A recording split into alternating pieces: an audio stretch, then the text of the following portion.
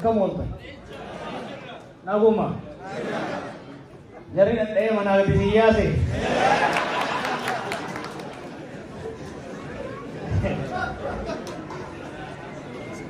Warri Calgary baga nagaa walitti deebi. Warri Brooks hojiin akkam? Hojiin beekan kan jedhani. Warri Edmonton.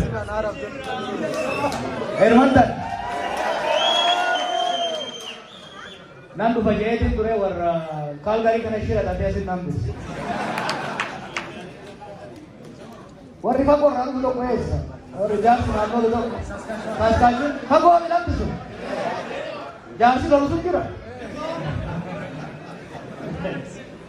Vancouver illee dhufeedha. Lafa bareedduu. Hedduu galatoomaa. Baga waliin deebine. Osuma walitti deddeebinu anillee adii baase. Isinillee sagal ooltanii mana kana guuttanii galanni Rabbii haa ta'u. Har'a keessummaa guddaa tokkoon nu keessa jira. Yaamini birootti nu keessa jira. Yaamini biroo aalima qofa miti. Hayyuu amantii qofa miti. Warra biyya san suphee qabee yeroo inni qabatu bildaadhaan nageenyi biyya san keessatti akka bu'u.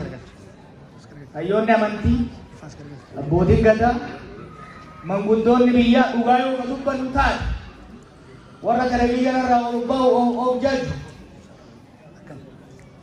Warra waan qabu hin qabne dhaabatu osoo hin ta'in Itoophiyaa fi Oromiyaa ka bulchaa jiru abbootii amantii, abbootii gadaa, jaarsota biyyaa isaan keessaa Yaamini biroo nama tokko.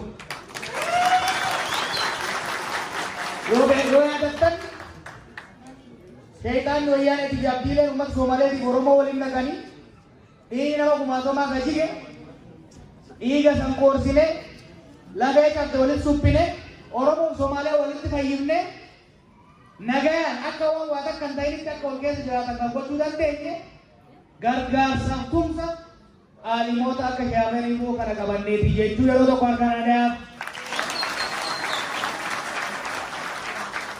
Harka sidaan kan ammoo walitti qabadhu biyya geessi abbootii gadaa fi abbootii amantii hundaaf naagee inni isin jira.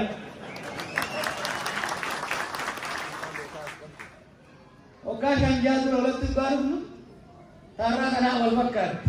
Akkanumatti baay'atanii dhuftan. Nutti kaanii nutti tuulan. Gaafsan garuu paaspoortii fi miidiyaan nutti fiigan. Har'a balbala irratti ga'anii warraabsaa jiranii gaafsan maal goone yeroo nutti wacan yeroo maqaa nu balleessan galma keessatti wal waamne balbala cufannee mari'annee ol baafnee gabbuufne doolaara Kanaadaa walitti qabnee ka Ameerikaa itti daballee riyaala Suudii walitti daballee miidiyaa ittiin ijaarranne nulleen isin wal qixaa arraba keessatti irra dheeraa kan kijibaa osoo hin ta'in kan dhugaa dubbachuu eegalle jennee jechuudha. Har'as duulli qindaa'an maqaa balleessuu maqaa xureessuu akka waan faranjiin gowwaa dheedeetitti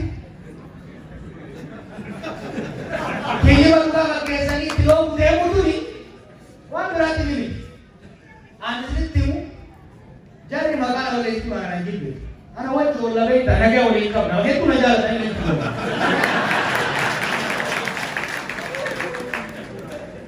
Jarri Oromoo jaan kana maaliif kakaasee gurmeessee jajjabeessee nu dura dhaabaa akka itti qoqqoonnee jijjannee isaan hin nyaanne maal goonaa waan biraatti miti. Kanaaf deebii isaanii kenninu kan maqaleessaa jechuudha.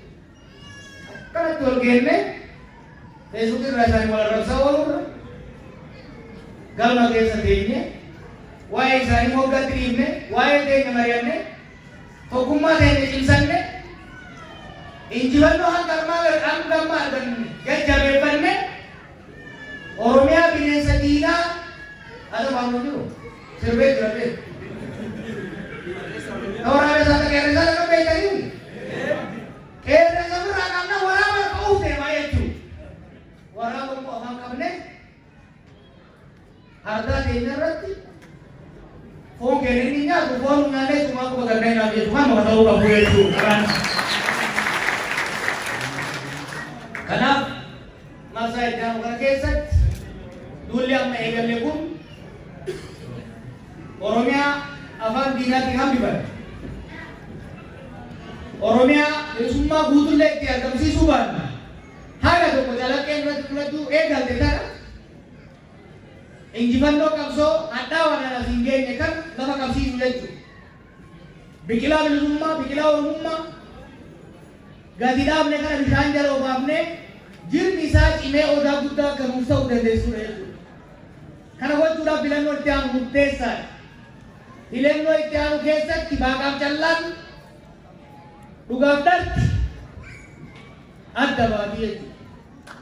Ilaalchi Oromoo, ejjannoon Oromoo, gaafiin abbaa biyyummaa Oromoo, kan uummanni Oromoo hundi dura dhaabbatu moo kan uummanni Oromoo hundi ol qabatee deemuun immoo kan namoonni muraasni deemanii sirni federaalizimii qabsoofnuuf kan sablammoonni Itoophiyaa hundi barbaadan moo kan Oromoon qofti dhiqummaa irraa ka'ee barbaadu filannoo itti aanu keessatti addaan bahaa jechuudha. Kanaaf wanni isinitti dhufneef wanni deebifnee wal yaamneef injifannoon argame kun budaan nyaatamee akka lafarraa hin banne akka hin qancarre riisa hattuun fuudhamee qilleensa keessa akka hin banne oolchuudhaaf mootummaan uummanni qubaan filate Oromiyaa keessatti Itoophiyaa keessatti gadhaabachuu qaba jennee waan amannuuf kana gadhaabuun immoo dhodhoo isaadhaan osoo hin tahin sossobiidhaan osoo hin tahin dhugaa keenya qabannee uummata keenyatti baanee uummata keenya filannee Oromiyaa fi Oromoo akka Oromoo fi sabab sablammii nu keessa jiru ta'utti Itoophiyaas akka sabab sablammoota biyya saniitiif ta'utti bulchuu barbaadna jechuudha. Wanni isin hin jiru amma booda abalu kana jalliftee sirreessi abalu nama ajjeesini nama hidhini dadhabnee jirra jechuudha. Amma booda qabsaa'onni Oromoo ka waggaa dheeraa itti cinqamaa itti rakkataa turan kan hadhaa gabrummaa beekan kan laalaa qabsoo beekan kan aarsaa qabsoo bilisummaa beekan aangoo qabachuu danda'uu qabu. Aangoo qabatanii hawwii bara dheeraadhaaf qaban kan uummata kana bilisummaa baasuudha karoorroo jalaa baasuudha Oromiyaa miidhayyuu rabbi tolchee nuu kenne san keessatti beela jalaa baanee akka namatti illee nuu dabartee daara baanee garaa quufnee ittiin jiraachuu dandeenyu kan ijaaruu danda'uu dhaqama jechuudha. Kan ammoo simaa baloodhaan godhuun barbaadu. Kan ammoo ergisaadhaan ijaaruu yaallee hin taane jechuudha.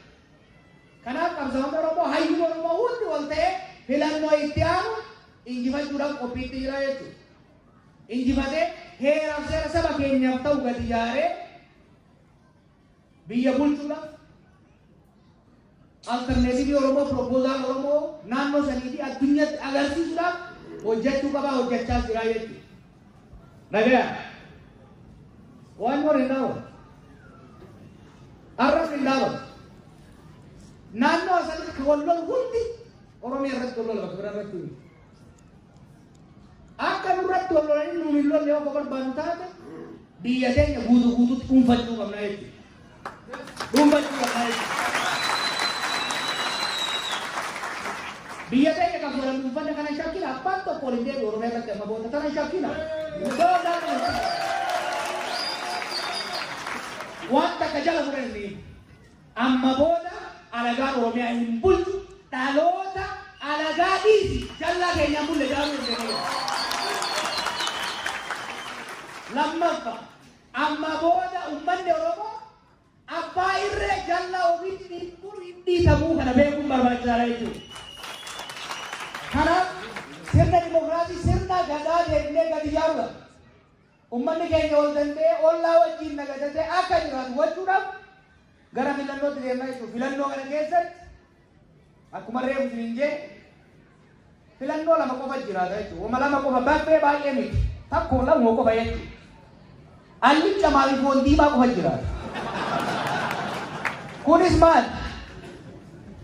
Tokko ummanni biyya keenya ummanni Oromiyaa fi Itoophiyaa mirga hiree murteeffannaa isaa qabsaa'ee asiin gaate biyya saboonni naannoo ofii irratti aangoo guutuu qabatanii ittiin bulfatan kan eenyummaa ofii ittiin qaanfannee fi dhiitan kan qabeenya isaan irratti isaan agabanii kan biraa kuufee deeqifatu kan ta'an kan fagoorraa itti ergamee bulchuu fi jallaan keessaa maratamee itti shuumamu osoo hin taane kan ofii filatanii bulchan sirna federaalizimii ummatoonni ittiin bulchanii biyya waliin ittiin bulchan gadi ijaaru tokko kan lammataa akka duraanitti maqaa Itoophiyaa tokkummaatiin kakataa sababa sablammoota cunqursaa aadaa ormaa tuffachaa akka alatti agartan kanatti summiidhaan ummata keenya irratti arraba roobsaa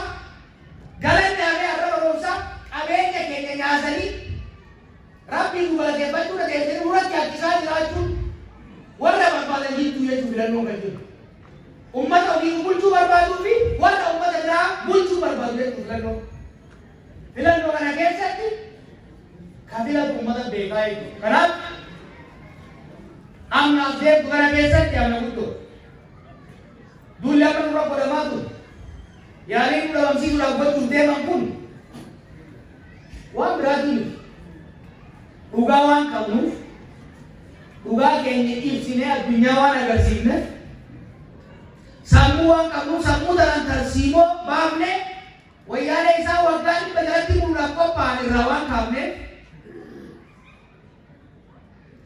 Oromoon qoqqoodamaan naannoo amantiin adda babee akka jedhan tokkummaadhaan uummata keenya waan sochoofneef karoora saamichaa fi hannaa isaanii waan jalaa facalsineef nu mo'achuu waan hin danda'aniif dhabama nu godhanii mo'achuu barbaadanii jechuudha. Kana immoo uummanni Oromoo diidaa argamu jaleessa jira. Haaluma kanaan gara fuuldurallee hojii hojjennu keessatti qabsoo goonu keessatti sammuudhaan caallee tokkummaa keenyaan caallee yeroo isaan xiqqeessuu yaalan wajjin xiqqaannee osoo hin ta'in guddannee argamne akkuma kalee osoo nu arrabsan qabsoo barbaaduu bira dhumne waggoota jalan dabre qabu. Waggaan wayyaanee achi wal qabaa turre akka sareetti utaaltaan suuree irraa guutuu jedhamu ciinaa ture. Nu sakaalaa ture. Irra aannetti kaas ga'e hammas hamma fedhanis hanga fedhanis miidiyaa mootummaa qabatanii waajjiraalee mootummaa keessa maxxifatanii harka bitaatiin mormituu fakkaachaa harka mirgaatiin mootummaa fakkaachaa duula fedhanii yoo waran taate dhugaa waan qabu. Ummata kana fakkaatuuf cinaaf duuba waan qabu. Hoggana ciccimaa waan horanne qeerroo firiintu lubbuu isiitti osoo hin hilin Oromiyaa bilisa baasuudhaaf qabsootti jirtu waan qabnuuf ammallee irra aannee biyya dimokiraasii, biyya nagayaa, biyya misoomaa nu qofaaf osoo hin ta'in warra nu arrabsuufillee ijaaruudhaaf qophiidha jechuudha. Kanarratti wanti ani si gaafadhu waan guddaa miti. Waymentii abbuu beekta dolaan xiqqaatti kenna surra qoqqabu. Wanti guddaa isin gaafadhu maal beektu? Akka jarattiin kun hawwitutti qoqqoodamina. Akka jarattiin kun hawwitutti akka warri chirichaaroon isin bitachuu barbaadu, qicatti isin cirachuu barbaadu. Akka warri isin qoqqoodee ofii abbaa irree ta'uu barbaadu hawwittu qoqqoodamina. Waggaa shan dura akkuma isin jedhe isin tokko taana isin wal kabajnaa wal dhaggeeffannaa hoggana keessan kan naannoo jiru koominitii keessan cimsannaa rakkataa keessan gargaarran tokkummaan Oromoo jiraannan gaara fedhe qaxxamurree irraan baana. Diina fedhe otoo inni argin matarraan facaanee injifannee ummata keenya boonsina jechuudha. Kanaaf ummata Kaalgarii dhaamsi guddaadhaan isinii qabu. Dhaamsi guddaadhaan isinii qabu. injifannoon rakkoo bandee ne barbaaddu miti. Inni ijoolleen biraa kuftee akka lafa hin banne barbaaddanii Oromiyaa irratti Oromoon akka abbaatoo barbaaddanii dolara hin walitti qabattan tana ergaltanii investi godhuu barbaaddanii gaafa urguu dangaltanii bashannanuu barbaaddanii biyya bilisummaa hin qabnu biyya mootummaa uummataa hin qabnu keessa nageenyi hin jiraatu bashannanni keessa illee hin jiru. Biyya mootummaa ofii hin qabne mootummaa ofii filatte hin qabne keessatti gangamni keessa yoo achitti investi gootan waliin dhalu ibidda dhadhaa ibidda bu'ee taa'aa. Kanaaf biyyi keenya akka guddatu yoo barbaaddan taate biyyattiin qaanfatan osoo ta'in biyyattiin boontan akka ta'u yoo barbaaddan taate injifannoo itti aanu keessa nu bira dhaabbachuu qabda beekte. Nu bira dhaabbachuudhaaf immoo tokkummaa keessa cimsuu qaba gaafata jechuudha. Kanaaf karoora lafaa qabna. Karoora malee sitti dhufee hin beeku. Karoora lafaa qabna. Karoora kana immoo hojiitti guddaaf tarsiimoo baafannee socho'aa jiru. Akka injifannu immoo shakkii tokko hin qabnu. Ofitti waan amannuuf isinitti waan amannuuf jechuudha. Kanaaf tokkummaa keessa cimsa. Warra isin arrabsee ufii xiqqaatee isin xiqqaachuu barbaadu hin dhaggeeffatina. Wajjin hin xiqqaatina. Sabaaf sababni isin keessa jiru hammadhaa qabadhaa. Biyya tana laalaa tanaan isin beekama. Biyyi Kaanaadaatu sabaaf sababni hin beeka kan keessa jiru. Amantii adda addaa kan qe'ee adda addaa as jiraatu kuni alaabaa kana qabattanii maa deemtan hin jiru. Kana uffattee maa deemtan hin jiru. Qabsoodhaan as ga'ee jechuudha. Kanaaf biyya akkanaa bareedduu ijaarrachuu yoo barbaadnu taate hireen duraa sirna abbaa irree qabsoodhaan ofirraa kaasuudha. San ofirraa kaafnee injifannoon xumurree jiru. Ka itti aanu bakka sirna abbaa irree irraa kaafne san sirna dimokiraasii ijaaru. Maal waliin jenne amma dura? Hadaa ormaa ofirraa buqqaafne oree abbaa irree ofirraa buqqaafne hadaa keenya bakka buusuu hin qabnu. Odaa keenya bakka buusuu qabna jedhu. Odaan keenya mootummaa uummataan filame. Kanaaf mootummaa uummataan filame kan uummata dhaggeeffatu kan uummataan bulu jaarraa akka qophooftan nuyi gaba keenyaan dandarraa amma gara uummata ijaaraa jirra. Nama ciccima dhaqee isaatti illee sadarkaa biyyaatti illee hin boonsu gara fuulduraa baasuuf deemna. Yeroo as baafne nu bira dhaabbadhaa nu gargaaraa isin jennaa ulfaadhaa galtooma nagaa naa bula.